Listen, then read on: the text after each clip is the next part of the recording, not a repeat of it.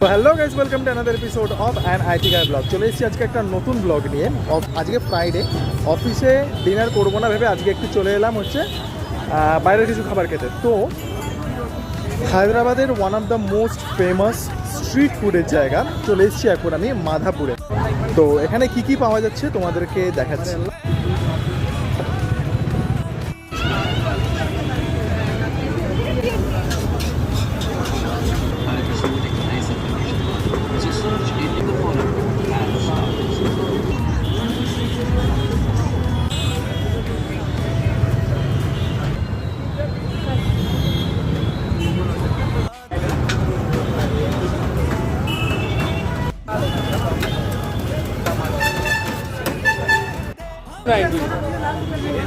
एक बार भी एक रुमाली